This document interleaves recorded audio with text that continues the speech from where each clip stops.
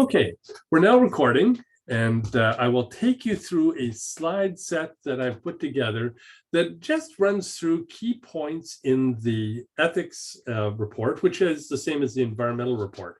That is, there are 4 of these assignments. They are identical, and then the option of completing 2 more at the end of the course if you need to make up assignments. So having done one, you're now prepared to really think through what you did and how to do it better. So that is what this little exercise is about.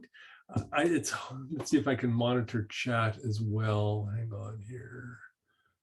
Okay, let's go to chat. There we go. Okay, so if I do that. Okay, so I've got the chat open now, so that if you've got questions along the way, just type them into the chat box and I can pick them up from there. Okay, so onward. Okay. So what I've done is I've broken this down in terms of the areas where people are having the most difficulty. So for example, I'm not going to talk about mind mapping because for the most part, people did a reasonably good job of mind mapping to quite an excellent job. There were some people that did not do so well, but it's not an area where I would say that people were really struggling as hard as they were in other areas. So I'm going to focus on the areas where I found people struggling the most and ignore the parts where people seem to do fairly well. Excuse me. So let's start off with academic article selection. In fact, most people did a fine job of this, but some people did not. And there are a couple of problems that showed up that are pretty typical for the way this assignment gets interpreted. And so let me quickly run through this one. What kind of articles to select? First, not something that is related to the topic, ethics, or the company, whatever the company is that you're exploring.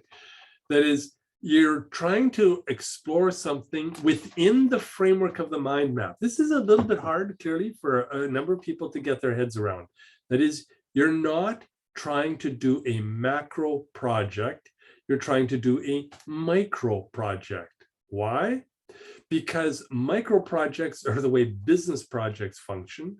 And micro projects are far more effective, in my point of view, of building out the framework of thinking that you need to do to work with this kind of material.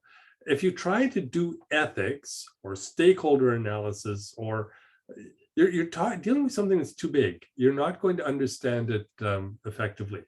So what I want you to do is do a lot of little things, knowing that if you do a lot of little things, they accumulate and you really begin to grasp how to do this as a whole. So there is a method to this madness, but it does require that you look at your mind map and pick something out of your mind map. And don't do what a couple of people did, which is do your research and then draw a mind map, because now you're mind mapping your research.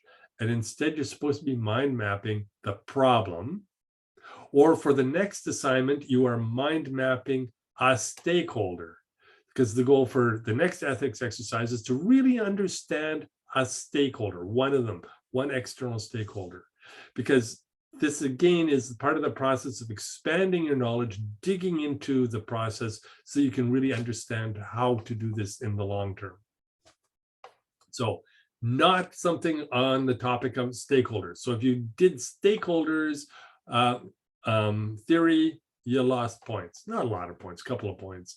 If you looked at the company itself, again, you lost points because, well, if you could find anything on the company, because again, you're not looking at the company. You're trying to understand aspects of a problem. Okay. That's a more common one. A few people did not select peer-reviewed sources, often went to semi-academic sources. Semi-academic, not good enough. I want peer-reviewed articles. And that means not a book, because there's no way anybody's reading a book for these exercises. You're going to summarize a book. That's a lot of work. That's pages of material to effectively summarize a book. Actually, you can do it in about 1,500 words. You can summarize a book effectively. But that's anyway. The key here is follow the quality academic source guidelines for the best marks. And most people did this. This was not a problem for most people. There were a few people, though, who did head off in wrong directions there. Any questions on academic article selection? Just type it into the chat, and I'll answer that now, because then I want to move on to the next one, which is academic summaries. So.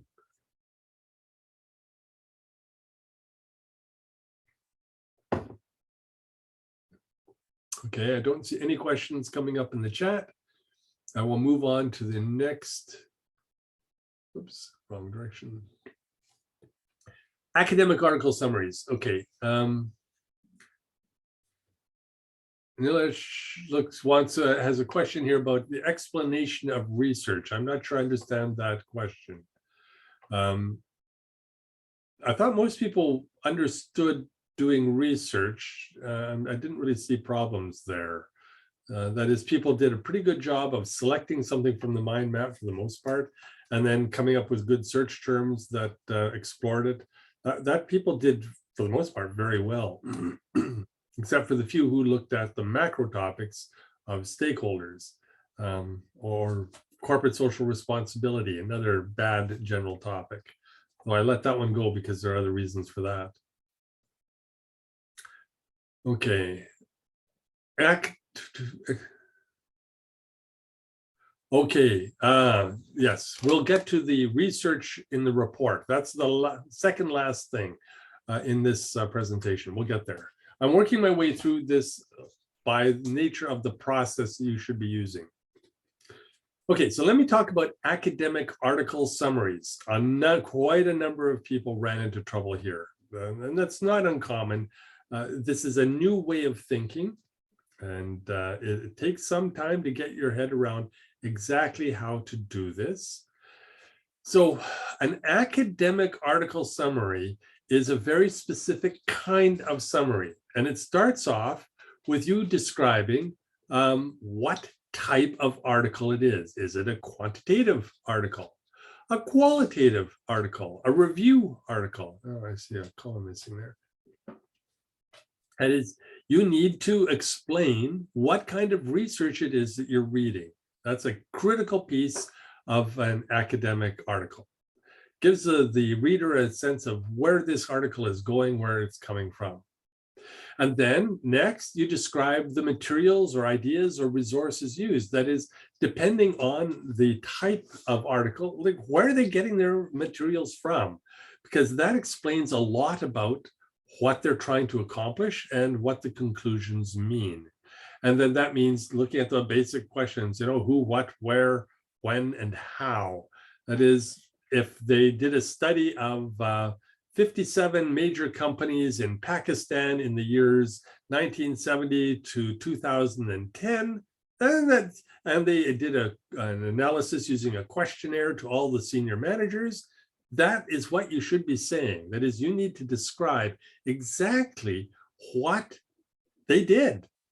Or if they used a quantitative, they used a theory analysis, then you have to say they explored the issues of stakeholder theory, if that's where you go, or other whatever kind of theory they're exploring in their analysis, and explain that this is a theory exploration where they're developing or extending or applying it to a new problem and developing a theoretical approach.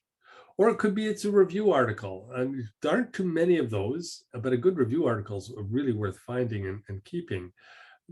You know, what did they review? They reviewed all the articles written in this particular field or all the key perspectives being offered. So you want to make sure that you are describing how they did the work, what went into making this article what it is. That can take you a couple of sentences, maybe even 3, depending. It should be 1 or 2 though. So now we're talking, 2-3 sentences in, and then what was the content? That is, what exactly were they talking about? So if they were exploring management perspectives on leverage buyouts, the content is their findings were that Management perspectives on leverage buyouts were that most managers don't find them useful or find them threatening or are worry and productivity drops or whatever. And then they'll have a conclusion, and often the conclusions are quite brief. That is, they're more interested in exploring the research than they are drawing conclusions. But what are their conclusions? Which they might have one sentence, and you have one sentence that paraphrases their one sentence. But generally, it's a paragraph or two or even three, where they try and explore where their reasoning takes them. Where does this research go? What did it mean? So the content of the article, I said one sentence. You really should try for one, but it might be two, it might even be three. But you notice here that these, if you follow this carefully, you can do this quite briefly. So that's what an academic article summary should have. And if you follow that content guidelines, you'll be just fine. Most people got 50% or more on those summaries, partly because they did a good job of describing the content and often the conclusions. A few students figured out, what type and the materials and resources. Those did very well, but there weren't too many. Most people, they summarized the content in its purest sense, but didn't do all the other things that go into an academic summary. So there are many kinds of summaries out there. An academic summary has a very specific shape, and this is what it is. We want to know, how did they come to those conclusions? On what basis? What is their data? Because the data is the essence of the research. So tell me about it. What was it? And that also tells you a lot when it comes to drawing conclusions for yourself later about the applicability. If you have done this work, then writing your little report gets very easy. But if you haven't done this work, it's quite difficult. So this gets to that explanation of the research where a lot of people got zeros. Okay, I'll spend some time talking about that. But right now, this is the starting point. You've selected off of your mind map some topic, some issue, something, and you've now found 2 articles that are high quality. Now you've summarized them, and this is what should be in the summary. And if you've done that, it's going to get a fine grade. If you've done all of these things, it should get at least a 9 out of 10. To get 10 out of 10, I'm looking for something a little bit more, which would be to explore it in terms of comparisons with other academic materials, more critical additional resources. Because if I'm, for example, if I am summarizing an article as a scholar, I want to do all of these things and then add the point, how does this fit the field as a whole as I see it? Okay, so that would be another 2, 3, 4, maybe 5 sentences that would go with the way I as a scholar would do it.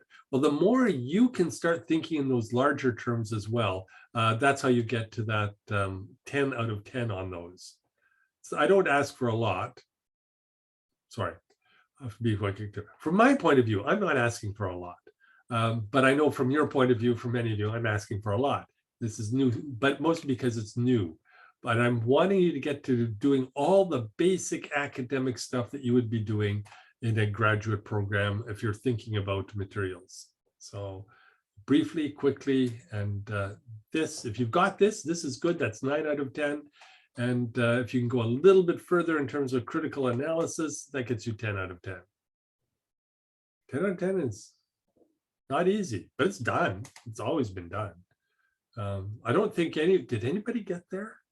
I think there was one person who got 20 out of 20 for their article summaries, which that's not common, but it shows that somebody did it on their first try. But a lot of people were down at 10 out of 10 and 12 out of, 10 out of 20 for that score and 12 out of 20 for that score, which means getting the content down and, going a little bit further into some of these other academic things that I'm looking for. So just content, that gets you half marks. It's getting the rest of this stuff that gives you the other half. Any questions on that? See, Nilesh points out 18. So somebody who got 18 out of 20 did very well. That means you basically nailed it. You got it. You did it correctly. 20 out of 20 means you were beyond excellent. The only reason I make that 20 out of 20 on that little extra bit is because if you're truly doing academic summaries, they do take more. So the way to look at this is to think, I am really trying to drive your thinking and methods to the level of graduate scholarship. This is where you should be doing, you'd be expecting, you probably would be this good at the end of the program, but I prefer to see you this good at the beginning of the program. So I know you'll do better. I want my students to be the best students in the university. Okay, explanation of research, we'll get there. Markdown and explanation of yes. So let's get there. Okay. So is that, yeah. Right, okay. So now we're going to move on to the research report. This is where more people ran into troubles, and it doesn't surprise me. Here, if you as a class proceed according to the standard expectations that I have, I'll find that the academic summary quality has climbed tremendously for this next one. But people will still be struggling with the research report. So this is where I want to spend the time. Let's see if we can't walk through this. I'm going to take it through each of the three parts, the introduction, the report on research, and then the recommendations. Okay, ready? Let's go. The research report introduction, this most people did quite a good job on. I think it might be the area where more people got perfect marks than any, which is 5 out of 5. It says this is basically quite a simple thing. That is, in your research report introduction, you're basically identifying the company and the problem. We at ExxonMobil Corporation have had a problem recently with oil spills. In the state of Louisiana, our company is in trouble because we just poured, 50,000 barrels of crude oil into a swamp. Okay, that's all it takes. Here it is, you've outlined the problem. What is it? Who we are, what did we do, what the problem is. And you could add in one more. Regulatory authorities have penalized us by whatever $1 million for doing so, and we've been forced to clean it up. Just that. So 2 to 3 sentences that explore what exactly the problem is that you're dealing with. Ideally, and it does not have to do with stakeholders at this point, that you could draw stakeholders into it. Just talk about how this has had a large impact on our stakeholders and whatever. There are lots of ways of writing this up, so I'm not very particular about it, as long as it's got these 2 basic things: who we are and what problem is. That gets you 4, and a little bit more gets you 5 points. Just a good, thorough explanation of the problem. Some people went way too far. I wrote paragraphs of outlining the company and the problem, and just one paragraph, 2 to 3 sentences, you should be able to do it. One long, complex sentence could probably do it. 4, yeah, you can do it in 4, but you're beginning to write too much. You want to keep this as brief as possible. So 2 to 3 sentences, and you've got that one done. Any questions on the research report? Sorry, the introduction to the research report. Should it have a different subheading? No. Why not? Because this is too brief. I mean, you're only writing 3 paragraphs here. Something as short as 3 paragraphs should not have subheadings. If it were a 3-page document, then that would make perfect sense, but not for a 3-paragraph report. We're not, anyway, I'll just leave that. Now, the tough one. The area where more people got 0 than any other aspect of this, the research report, the report on research. Sorry, I'll get there in a moment. There's an interesting question just popped up in the chat. What is the difference between an abstract and an introduction? Lots.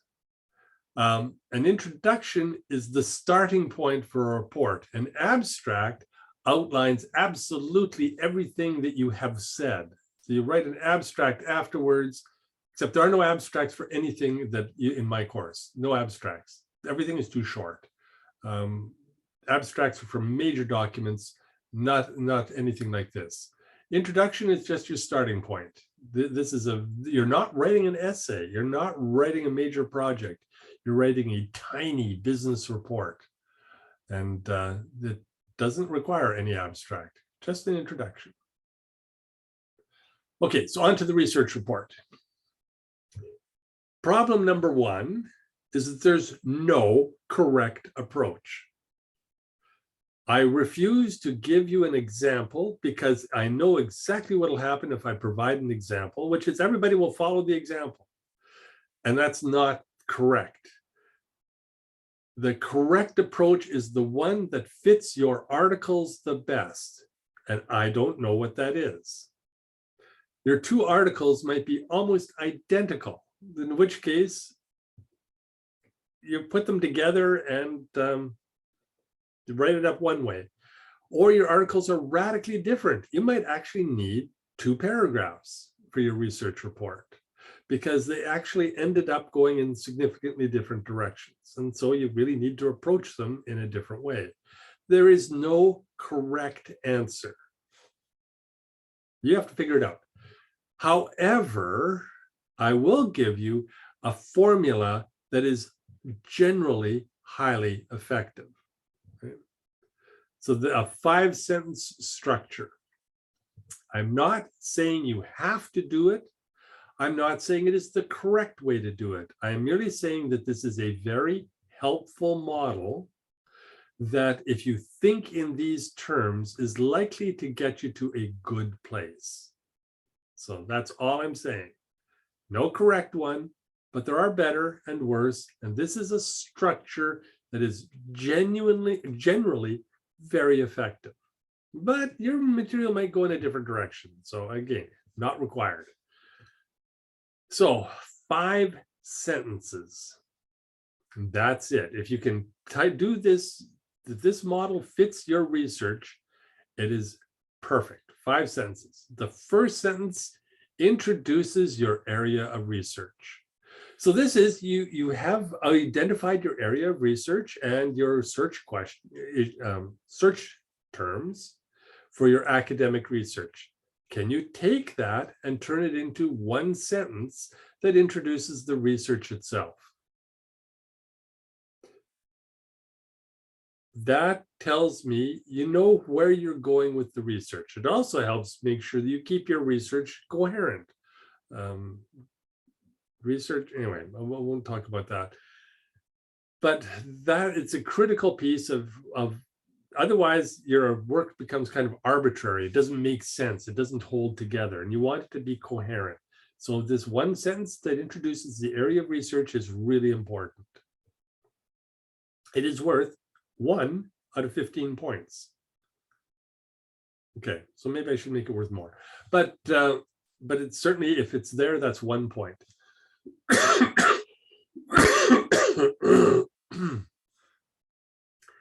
The second sentence introduces the authority of Article 1. Now, this is an important concept. You are trying to write a business report. You are trying to convince people to accept your recommendations. If you're not trying to convince them to accept your recommendations, there's no point in writing a report. Nobody wants to know stuff. They want to know what to do as a result. But how do you persuade people that your research is worth taking seriously, so your recommendations are worth taking seriously? Well, the way you do that is you ensure they understand the authority of your article. And what is the authority? It's then that it's a peer-reviewed article. Okay? That's a key piece. Now, that does not mean saying it is a peer-reviewed article. No, the way you indicate that is by introducing the article using an APA format. An APA citation clearly indicates you're using an academic source. Well, it doesn't have to, but who would do an APA citation if it weren't for an academic source? So start off with your sentence one introduces the authority, which says Smith, bracket, 2021, bracket, indicated that in their, okay, and the next step is in their study of Western managers of Far Eastern corporations, through their survey of 216 such managers, led to an assessment of best practices for X. What you've done in that is you've introduced the authority of the article by talking about that basic stuff. What did they study? What did it mean? Where was it? All that detailed stuff from the academic summary gets squished down into one sentence here. The point being, you're trying to make your case that this is an article that is worth taking seriously. So you strip it down to those things that will tell your manager, this is an important article. It's doing interesting things that are valuable. I call it the authority because you want to be persuasive. You want it to stand out as indicating you've done real research, and these are real people who've done solid work. Okay, so you've done research and you've found good material. And if you can demonstrate that it is good material by those criteria, that should be persuasive. Okay, so that's the second sentence. The third sentence then outlines the argument and conclusion of Article 1. So it would be what Smith found was that in large corporations that take care organizing their managers to function effectively in remote environments are more effective at solving these problems than companies that do not. This was so significant, now I'm into a third sentence yet, that they concluded that companies that fail to take this seriously risk losing their investment. Okay. So you see, I've already gone to a fourth sentence there, which is not hard to do when you're looking at summarizing the argument and its conclusion. But ideally, you can do it in one sentence, and that's quite common. So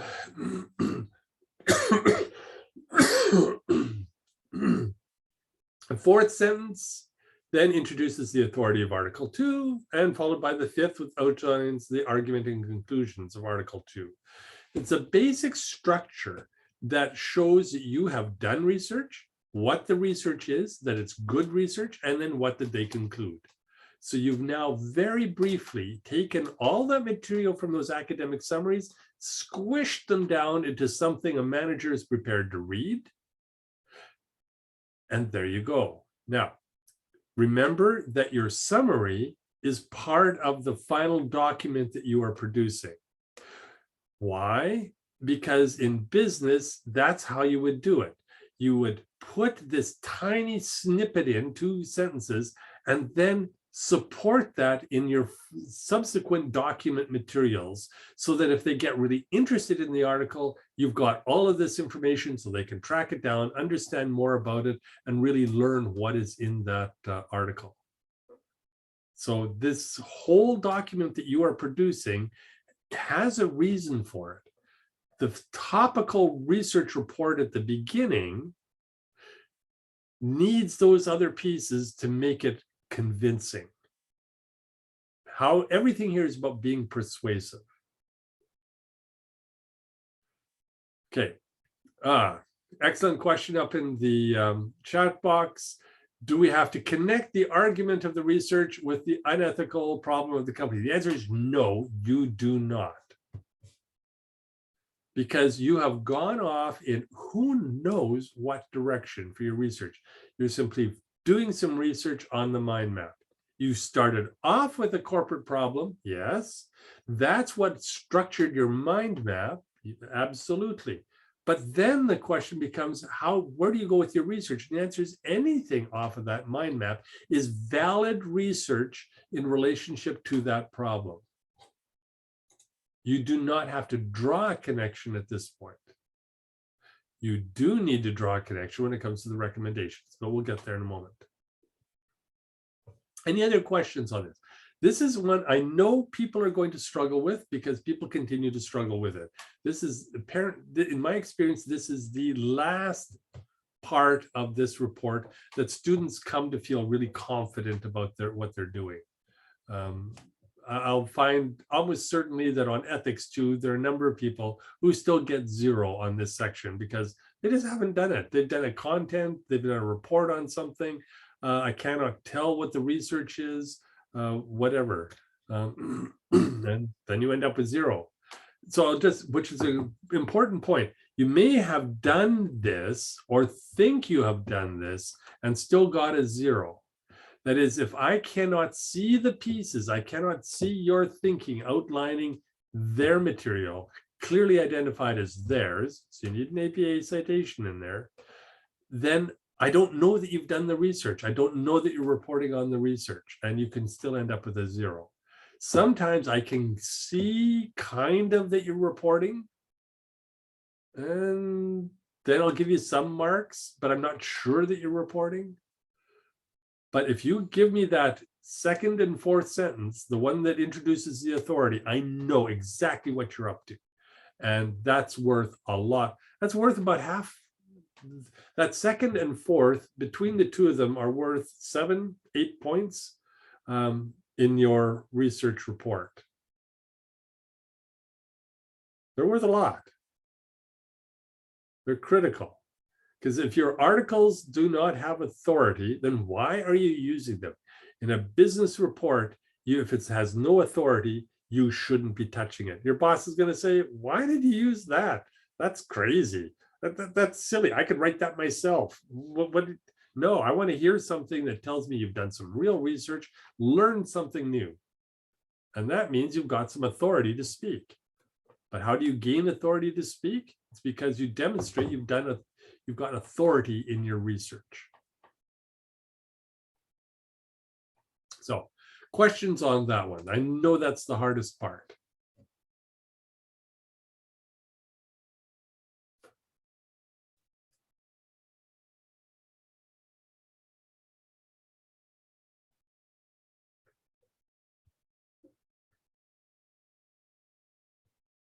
No questions?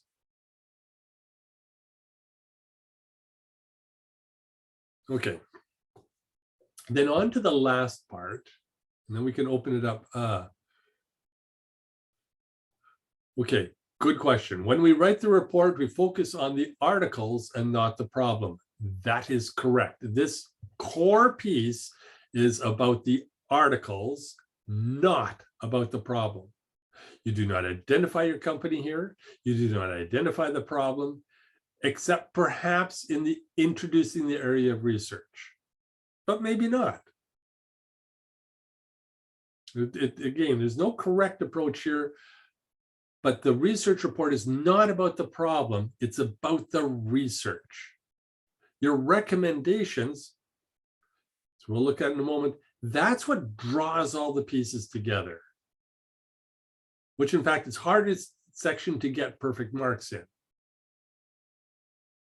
This, I expect at least a third of students to get between 13 and 15 out of 15 on this in the next go round. And everybody else should be in the range of 9 to 11, 12. that's where I expect people to be, but there's still work to be done on it. But a few people are still going to struggle with it. If you're still struggling with it after the second one, then let's talk. Let's set up some office hours to talk about it. Question, does this mean in the authority of the article we need to state or introduce the article as a credible source? The answer is you do not tell me it's a credible source. You show me it is a credible source. That is what, okay, I'll just go back up here to, oops, here, academic article summaries. What tells you it is a credible source? It's this material describing the materials, ideas, or resources used. Can you take what might be 2 or 3 sentences here and turn it into one? This is the stuff that talks about credibility. An article can have lots of content and conclusions, but that doesn't make it academic. That does not make it credible. What makes it credible is having done its research, knowing what it's looked at. Is it a review of everything that has been written in the field in a 10-year period? Is it an examination of what 225 mid-level managers in a major corporation experienced when they did X? That's the type of information that tells you this is academic, it is real, and is credible. And the sample size, put it this way, if it is quantitative research, always use the sample size. That is a critical piece for assessing the value of the research. If the research looked at 25 mid-level managers, we go, okay, well, if they said we looked at 2,500 mid-level managers, you're going, oh goodness, this is solid stuff. This is, we have to take this really seriously. So the sample size is a key part of what makes this academically credible, and therefore gives it authority in your report. Does that make sense? That's why I have you do the academic summary with this kind of model, because it's when you come down to doing a report, oops, come on, what's the other way? So when you come to your report, that you know how to write up how to introduce the authority of the article. You want to be convincing. You want to tell your boss, this is good stuff. This is the best stuff. My MBA means I know how to do research. I know how to find stuff that is you can rely on. Because so much material out there you cannot rely on. You want to be reporting stuff that your manager can rely on, and you want to demonstrate it is reliable. So sample size, year. I mean, is it a 1985 article or a 2015 article? Well, credibility really shifts. If it's a recent article, it's going to be more credible than one from 1985, unless you can identify that one as a classic study that everybody works from. That is, a 1985 study might be exactly what you want to talk about, but you want to be careful about that. You want to explain why there's authority in a 1985 article, why you didn't use a 2015 one. Okay, excuse me. Meshka says, this means that we should go through the article and explore in it, try to use it as a credible reference for addressing the problem, solution. Okay, no. If I understand the question, I think you're not quite going where I want. I simply want you to demonstrate your authority by showing that you use articles that have authority. So it's not so much that your conclusions or your recommendations are credible on this basis. They may or they may not be. Merely that you're demonstrating that your research, that you're starting from, is worthwhile research. Okay, it might or might not have any value for your recommendations or the company's problem. We'll get there in a moment. It's merely you being, it's marketing. If you really want to put it in the simplest terms, this is marketing. You want to look good. How do you look good? You say, I have an MBA. I know how to think. I know how to do research. I'm presenting a report that shows good research that is on target. Now, what is the target? Well, that's introduce the area of research. What did you end up looking at? Does it have anything to do with the problem? The answer is, might not. That's not the point. We'll get there. So I hope I've answered that question. Think of it as marketing. Marketing you by showing you've got the real stuff. You know how to really think and research. Actually, now you can almost think of everything in a business report as an act of marketing. That is, you don't care if they adopt your recommendations as long as they respect you for your report. I don't know if that makes any sense. That is, in business, your career is what's central. You're going to make a lot of mistakes. Everybody does. So if they don't adopt your recommendations, it doesn't matter. What you do want them to do is take you seriously, so that even if they say, well, that was stupid. Yeah, but we like the way they got there. We like the thinking that was involved. That's what you want to come up with. Okay. Any other questions on the research report side of things?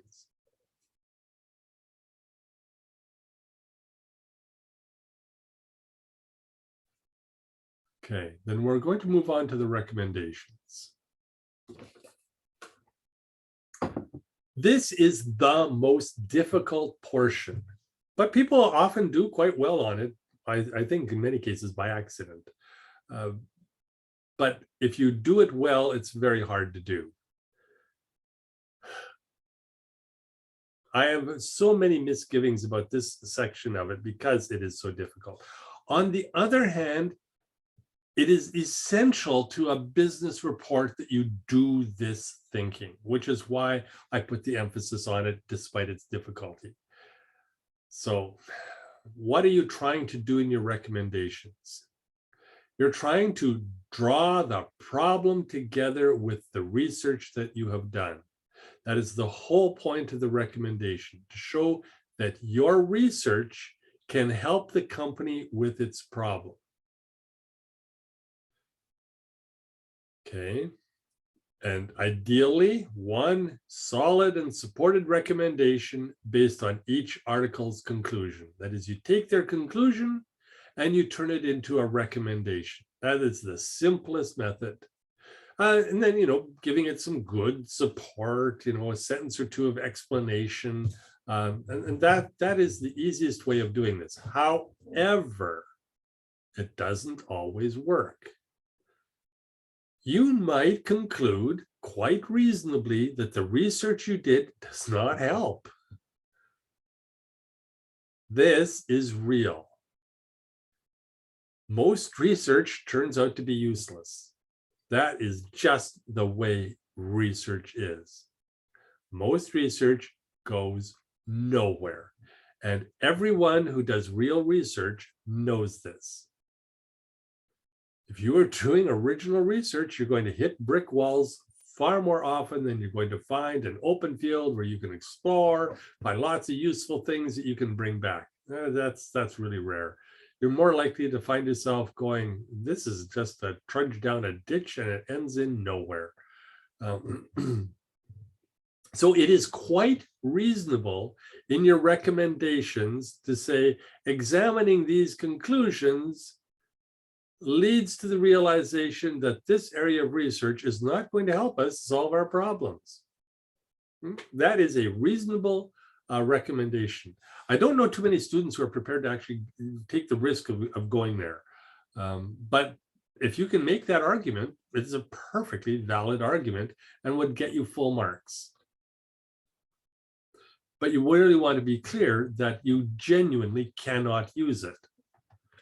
Oddly enough, while most research is useless, that doesn't mean you can't turn it into useful for your problem. The question becomes, well, how do you define your problem? Where do you want to go with your problem? The problem might be that the company dumped pollution in the Gulf of Mexico, but that doesn't mean your research had anything to do with that, or that your conclusions necessarily says, well, this is how we will stop that problem. What it might lead to is we need to explore alternatives to management training, because you looked at managerial training, so that we end up with managers who are more competent of handling disasters. That is a completely legitimate recommendation. And you notice what I just did here is if your research looks at training practices, why not? No reason why you couldn't look at it. And then you say that if we want to resolve these kinds of problems in future, we need to train managers more effectively to handle crisis situations. Okay, not a problem. It doesn't say anything about oil leaking and how you're going to stop that, because maybe you can't. Maybe that's not realistic. So that is the point. Can you be thoughtful and imaginative? In a certain sense, you have to be. That is, your job here is not just to rewrite their conclusions from the research articles. Your job really is to try and integrate them together the best you can. The research and the problem. How do you put those two together? Can you do it thoughtfully, imaginatively? So I'm asking you to do something here that many students find extremely difficult. That is, you're being asked to think in new ways based on research. This is the kind of thinking that will get you to the top of the company. This is the kind of stuff that leads to genuine long-term strategic thinking and growth in a company. If you can do this thoughtful, imaginative integration of research and recommendations. Does not mean your recommendations are sound. That's not the point. The point is this thinking practice is essential for the long term, for the big picture analysis, for developing your position in the company and for the company to develop a better position in the world. So you can think of it as an opportunity to show off your thinking skills. But it's tough. If you're pulling your hair out, I know this is tough. Once you've figured out how to do this, it actually isn't not that tough.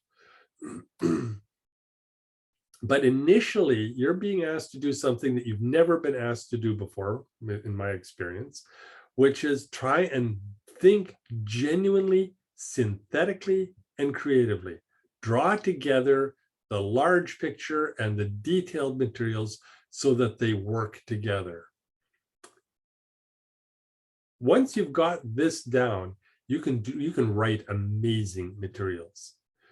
But if you're going to tell me that this is just something that's killing you, I understand that. And I try and mark this section generously. It's very hard to get a perfect mark in this section, but it's not hard to get 6 or 8 out of 10. And if you get 6, assume you did a good job. If you got 6 out of 10 on your recommendations, you are on track there in some significant way. Not very many people did that. I think I gave out an 8. I don't think I gave out a 10.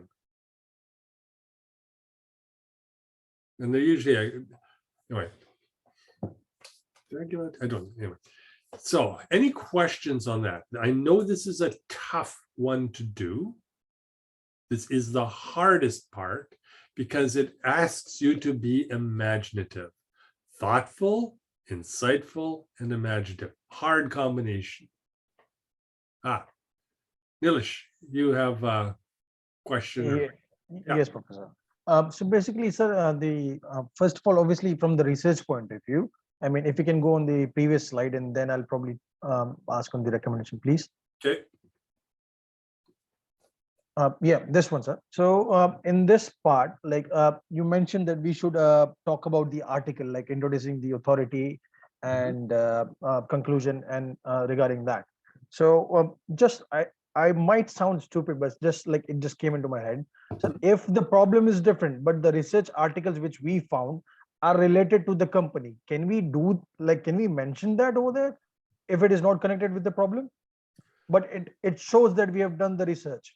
Okay, well, to get full marks from me, you have to do research that is not about the company. Okay. Because what I'm trying to train you to do is to do what ends up in that recommendations, which is synthetic thinking. I'm also trying to get you to think in business terms, which means as a business, we know us. We don't need to study us. So if we're Facebook, we know our own stuff. What we need to learn is about what Google is up to, or what IBM did with a similar problem. That is, we need to expand our base of knowledge, not explore who we are, because we already know. So that means, Yep. that means what the problem which we found. So we don't have to talk on the lines of the problem, but something which adds value to the company, Right. by learning from someone else, Right. not what. Okay, so that is where the confusion was, because that is where I actually wrote it, and that is where I actually lost the marks. But now I get it. Like whatever research we do, on basis of that, we recommend the company.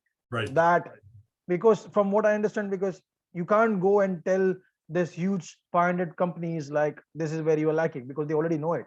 That's right. So like find something different and then tell them. That's right.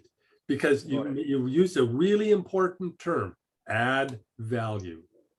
Yeah. So by going outside, thinking further, you're bringing value in. You're demonstrating your MBA academic research skills and how you can personally add value to the company. And the research, it might not add much value, but you're showing how to get the value from the external world. And that counts so much. Got it, sir. Thank you, Professor. Yeah. No, good question. Not a stupid question at all. A good question. Okay, Bhavin. Yes, Professor. In the next slide, recommendation slide, Yep. it says being thoughtful and imaginative. So my question is, can we add our own recommendations along with those in research? Excellent question. Answer is no. Okay. The goal here is to confine yourself to the research, not introduce your own ideas. You might have a really good suggestion. I don't want to know it. That's not what this is about. This is about how do you take the research and turn it into something practical. That's the skill, not how do you solve the problem. That's somebody else's problem. We don't care about solving the problem. What we care about as junior people in the company is of figuring out how to bring in that added value point. That is, and how do we turn that added value into a real recommendation of some sort? And this turns out to be far more important than people think. When you come into a company, you are bringing new ideas, new approaches. Those become the basis for internal innovation and new perspectives that can genuinely strengthen the company. But as an outsider coming in, you're not going to get any respect unless you can demonstrate authority by doing this kind of work. So you've got this background, this academic background, you want to bring it in through this thoughtful, imaginative, focused approach that really ties you to the authority of the materials you're calling upon.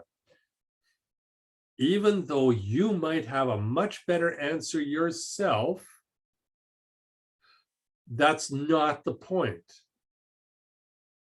The point is, how do you stand up in front of a board meeting and say, this is what we should do, and here is why, based on this external evidence that I have found, so that you can speak with authority. So does that make sense? Have I got the answer to your question there? Yes, definitely, Professor. Thank you. Yeah, no, I know it's tempting to write what you think is a correct response. Don't. It's harder work, but it's far more valuable to you. If you can stay with the research, follow it out as far as you can, as logically as you can. That's where you're going to get to the position of maximum value to you and to the company. Okay. Let's see. Tanya has got a question. I also see there's one in the chat box. Can I jump, Tanya, just hang on, or I'll jump to the one Sure. in the chat. So in the entire analysis, only the mind mapping talks about the company problem. Well, not quite, but pretty close.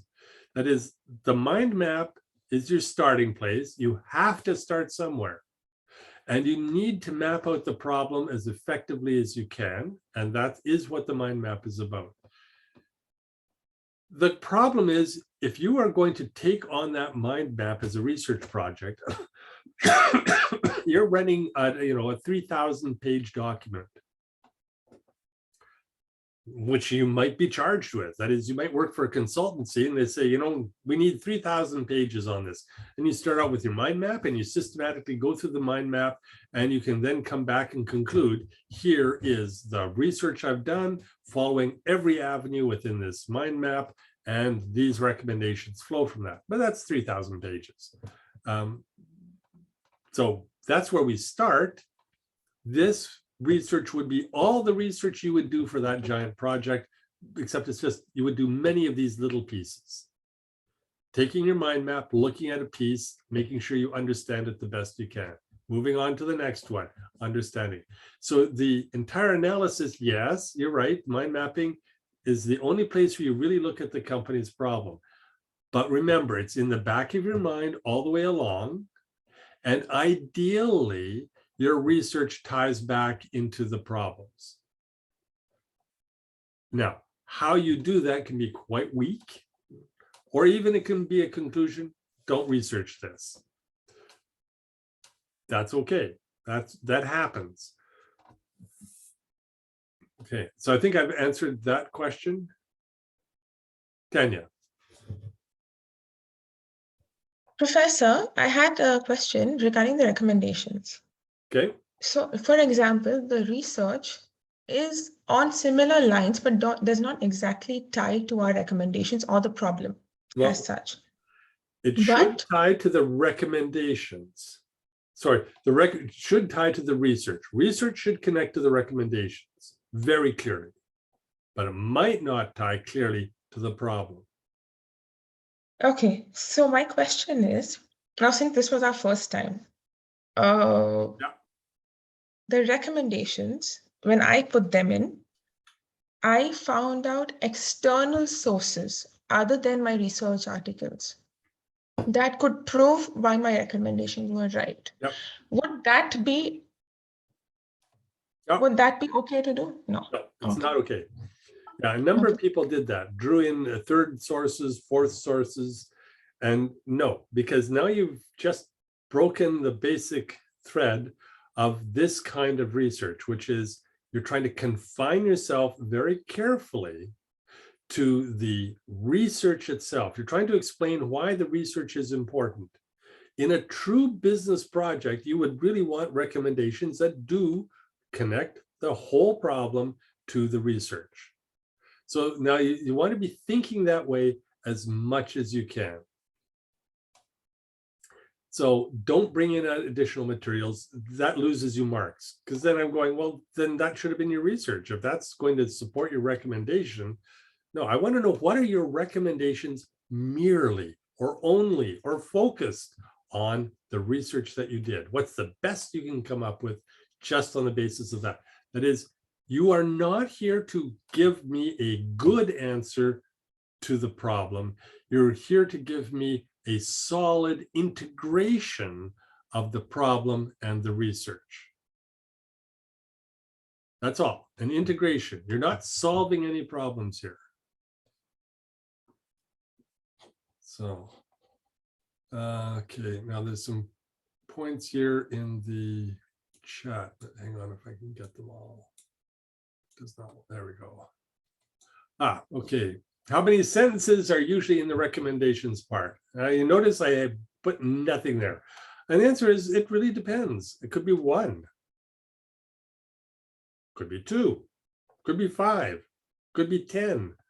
It all depends on how you put those pieces together. I have the best 10 out of 10s that I have given for that section have often been one recommendation with a very clear rationale for that recommendation. That is the support that ties the 2 articles together, the 2 research articles. Those have been the most brilliant ones. One recommendation solidly supported by both. A more common one is like 4 sentences. Here's a recommendation based on this article, and here's how it would be helpful. And the other one, here's a recommendation based on the second article, and here's how it would be helpful. I will say that I do give credit for sheer number of recommendations up to a point. That is, if you can come up with a lot of reasonable recommendations and they're not well supported, that'll get you a good number of points in itself. That is, this is a mix and match for how I grade it. But the ideal is this synthesis, this thoughtful, imaginative bringing together of the research and the problem. Okay, but imaginative, thoughtful. Doesn't mean it's clearly logical. Doesn't have to be. But it needs to be something that looks like it is a genuine, thoughtful bringing together of what you've done. But what does that look like? The answer is there subjectivity in my grading here? Absolutely, there is subjectivity. There is no way for me to say you just don't have enough space to really support your position well and in such a way that we can make it into a kind of objective mark. That would require a course just on business recommendations, and we're not there. I have even been tempted to take this section out of the exercise, except the moment I do that, it loses one of those critical pieces of true business thinking that I'm trying to get you to develop, which is bring it back home to the problem. The closer you can get, the more respected you're going to be, the more valuable your research is going to be understood. So I left it in. Every term pretty much, because I know this is the section that people have the greatest difficulty with. And yet it's also the way you genuinely prove to your company that you're a worthwhile person. So I leave it in. Just Kiran. Hi, Professor. So basically, my question, again, I don't know how relevant it is. Okay. So I had given recommendations based on my research and everything. I felt I could connect it well in terms of the research. Okay. But also, is it that we need to also give some timelines or a time frame to it? For example, if okay. No, got it. you can. That's not a bad thing to do. That is if you really want to spend some time, have fun, develop the recommendations at length. That is, if you've got a good source in your resources, the research that you did, it's got some really interesting stuff, expand it. That would be a worthwhile exercise. But be careful. Don't spend too much time on it. It's only worth 10 points total. And yeah, so for example, what I meant was like I recommended, say there's a recommendation to the organization stating that we can do this, as per the research, but I'll connect it and say, okay, this is something that we can do or we can adapt. So do we also put timelines to it in terms of that within this, say 3 months or 6 months, a company should be somewhere here so that they can achieve, or that is not required at all? yeah, the answer is if it makes sense, yes. But I wouldn't call it in any way necessary. It's like, these are wide open. Be imaginative. And if a timeline is something that occurs to you as being relevant, put it in by all means. It's like the recommendations part is, unfortunately, from my point of view, the most subjective. No, it does not mean it is subjective, but it really gives you the opportunity to explore. And if it's well done, even if it's highly imaginative, runs off in odd directions, but it's clearly rooted in the research that you did, you should get a good grade for it. That is, I'm not trying to say this is a correct recommendation. I don't, no. I'm simply looking for, thoughtfully integrated. Did you try to bring it back to try to bring your research back to your problem? Thank you. Okay, I see Clarice has a question here. To confirm for the week 6 assignment, we need to have a research report. Yeah, it's exactly the same as the week 4 ethics 1, so it's now ethics 2. We need to prepare in a way that's interconnected with each other or a separate discussion per topic. I'm not sure I understand that second part. Clarice, can you explain a little better? Hello, Professor. Yeah. Yeah, good afternoon. Yeah, I just have to confirm since I am now reading our assignment for the ethics analysis 2, and as I read it, it is almost the same as the ethics analysis 1 we have done. Right. But actually, I would like to clarify if the items on our assignment, at items 1 to 5, do we need to prepare it in such a way that for each document we need to present separately per topic, or the report must be interconnected with each other as if it is a whole report? Oh, no, this is an independent report. So each of your 4 is a completely independent report. Okay. They don't have to have any connection between them. So for No. each item. That's right. They, Okay. where they do connect at the mind map level, Mm-hmm. that ethics 2 should start with one of the stakeholders in Okay. your ethics 1 mind map. Okay. So what your job here is to understand one stakeholder and then do research related to it. So shall I move on and talk about the ethics 2 and what it is trying to accomplish? Okay. Okay. So the ethics 2 assignment is the next step in the analysis. So step 1, ethics 1, is to look at the problem and all of the stakeholders. Why? Because this is one way of getting at understanding a corporate problem. Who cares and how do they care? So that was where you should have been with your mind map in part 1. And then you just follow a piece of research off of it. Next, though, and it could be closely tied to ethics 1, but what you want to do is pick one external stakeholder. It has to be external. Why? Because this is about business environments, not about business operations.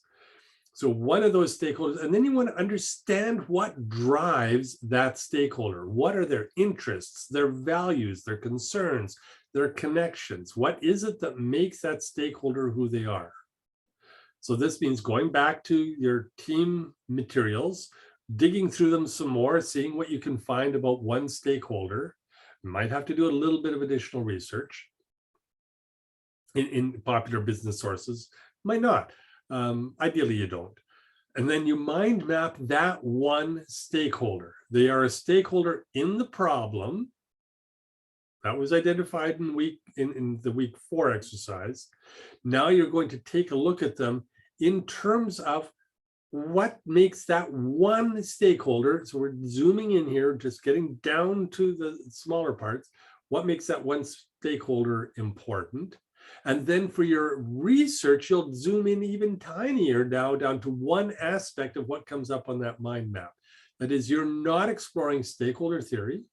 You're not exploring that stakeholder. You might be exploring something about their values. If they're a religious organization, what do they believe? Oh, so you could run off down a religion angle. Or if they're an environmental group, well, what about the ducks that they care about? Okay, so let's explore ducks. It doesn't, that is, you're trying to find out what are the details of what genuinely makes one stakeholder function.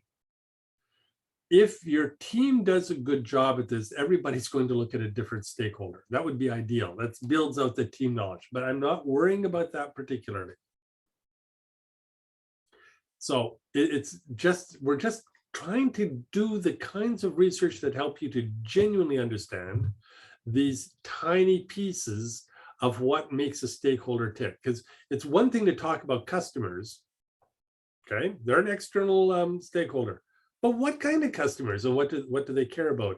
Are the customers people between the ages of 55 and 70 or between 15 and 25? Because they're going to have very different characteristics. I mean, they're both customers, but they have different social characteristics, different values. Older people are looking for relaxation, security, but younger people, they're looking for opportunity, relationships, growth. Very different values depending on the age of the customers. So it's like, this is your chance to get inside of some of that kind of stuff and then research one aspect of that.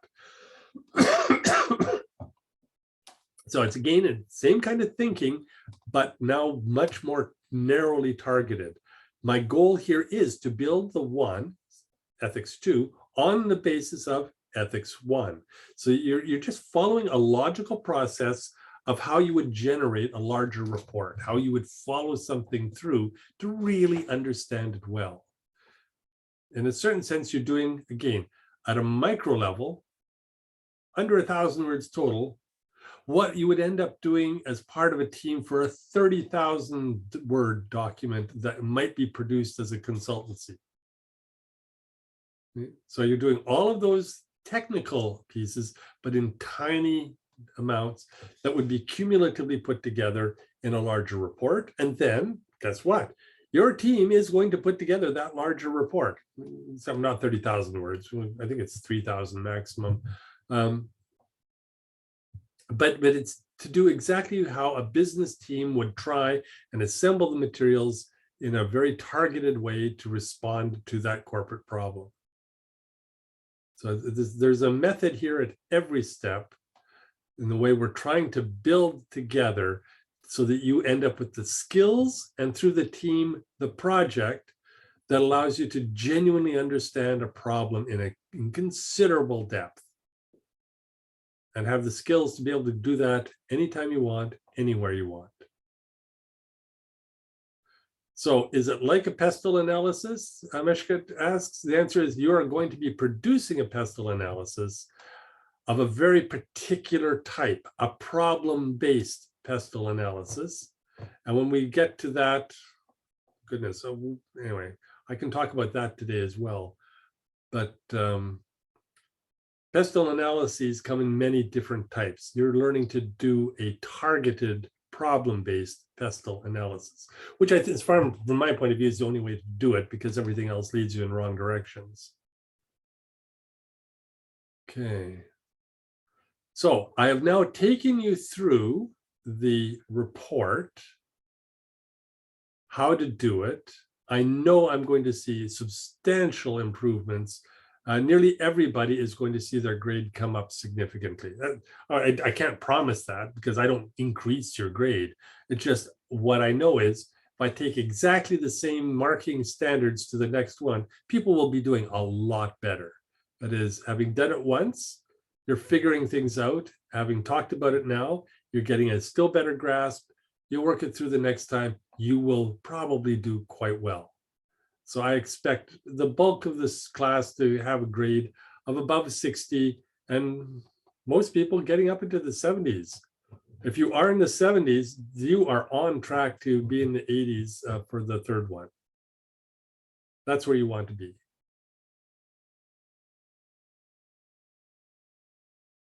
Question, do we have any chance to improve our grades for Ethics 1? Nope, you do not. You get one try at each assignment in my course. It's just at the end of the course, I give you the opportunity to do more work. I'm a strong believer in doing more work, and that then can be used to improve your grade. But I never allow students, I shouldn't say never, but the number of times I allow students to redo work or improve it is almost zero. because quite frankly, I don't think it's fair unless the student has really made some really amazingly profound error in understanding the assignment. No, you can make it up. You'll get a make-up assignment opportunity and move on. Just move on.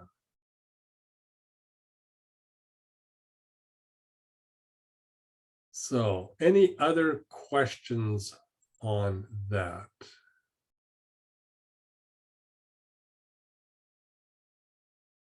Okay, I see we're at 11:30. So we do have a couple of things we need to talk about still in the course. I'm going to stop sharing the presentation. We're done with that. Go back to the video side of things, and we can continue from there. I see, Meshkat has another question. Since our assignments are related together, it's essential to make sure that we are on track. No, it's not. If you just keep working at stuff, you'll get there. I'm not terribly worried about it. I have this deep conviction that if I have organized the materials properly and you just do stuff, you will develop the thinking that I want. You don't need to worry about making sure you're on track. If you just focus on each individual assignment, that is all you need to do. That's it. Each individual assignment, take it seriously, do your best with it. You will find yourself integrating them, bringing them together on your own quite effectively. Another question, if we've missed an assignment, can we submit it late? And the answer is maybe. If you can submit anything late, but marks go down. Okay, so I do deduct. Not in the first few weeks, because everything is chaotic. Nobody knows what they're doing or how to do it, and they load things. Okay. But we're past that. We're past the introduction to the course. You've done all the introductory. From now on, anything that's turned in late will start losing, I think it's 10% for every day late. Except participation has to be, DQ responses have to be in the week that we're discussing it. After that, they are worth nothing. But all the other assignments, you can turn them in at any time. If it's more than a week late, you'll need to let me know that you're turning it in, because otherwise I won't go looking for it. I try and track things up to 7 days from when they've turned in. And then, because by that point, I want to have them all graded and returned. After that, I don't pay any attention to what keeps being turned in. Yes, it has value, but you've got to let me know you turned it in, or I won't know that it's there. Okay. Okay, what I want to talk about, we've got, oh, not a lot of minutes left. Okay, one thing we have to talk about is next week. So next week is the Victoria Day long weekend here in Canada. It is a holiday. We have no classes scheduled, no video sessions scheduled. So what do you do instead? And the answer is, I think you're on track in terms of not really needing to talk to me, but that might be helpful. What you have, though, to replace the video sessions are a series of videos that I have done, presentations on critical thinking. These turn out to be very important for the team project. So I typically do not lecture on that material, but I do know it is a very important set of skills that many students do not have. Since we won't have a chance to do what we normally do in class, I'm assigning them, or as many of them as you want to. I think there are 8 videos. They're each about half an hour long, 20 to 30 minutes long. So as many of those as you wish, so that you can develop your critical thinking skills more effectively for the team project next, which is a critical thinking exercise on the part of the team. So team exercise 2 coming up in week 7, it requires thinking critically about the materials you have gathered as a team. And the same with the one in week 9. Yeah, I think it's week 9, 7 and 9. So build your critical thinking skills. That's what the videos are for. Students have told me that even if they have pretty good critical thinking skills, that they're still helpful. So that's what is scheduled for next Monday as a replacement for the video sessions, which we will not have. Okay, question. If we're late with DQ response, do we get penalized for it too? The answer is, well, it depends on what you mean by DQ response. That is, if your Tuesday response is in on Wednesday, the answer is, yeah, it's time for me to start taking off marks. I want them in on Tuesday so that we all have kind of a sense of where we're at. If you collect together your worksheet and turn it in on Tuesday rather than on Monday, the answer is you're not likely to get anything late taken off, except I try to get those marked as quickly as I can. And you really want stuff there and ready. So I might take grades off if it's a few days late. It should be there on time. When do we get grades for team worksheet 1? The answer is as soon as I manage to get them done. Sorry, I've been sick and I'm behind. I will get them done as quickly as I can, but it's only 5%. And generally grades are really excellent. It's not like people made terrible messes. It's a simple exercise. Few minutes or a couple hours out, I assume that the question is, if you miss the deadline, the due date time, what happens? And the answer is, I normally recognize that there can be a lot of problems. And so if it's a few hours late, I don't care. But after a while, I start prorating by the hour of late. So if it's 10% per day, that's 0.5% per hour after 2 hours of grace. So that gives you a sense of how I start counting things down. But I'm typically not that picky, but yeah, sometimes I am. It all depends. Question, can we switch teams? As our teams are in different time zone. Okay, that is a very good question. And I don't have a good answer. The answer is yes, you can. I'm not particularly worried about the teams that you need to be together for the end to put together your final project. Time zones are a problem. So I do want teams to be together in a time zone. If you want to switch, now is a good time to do that. If you know you're in the wrong time zone, make a recommendation. But I don't want teams getting too big. So maximum size is 6 people in a team. Should be 3, 4, maybe 5. 4, I think, is a good size. 3 is kind of the standard size. So that's what you're looking for. And I don't see a particular problem. You're learning regardless. You'd be shifting companies. I don't see that as a particular problem. It does shift your knowledge base, but it should not make a significant difference in your mark. Anyway, I'm running out of voice, and we've really hit the kind of point ending the class. Any last quick questions before we wrap up for today?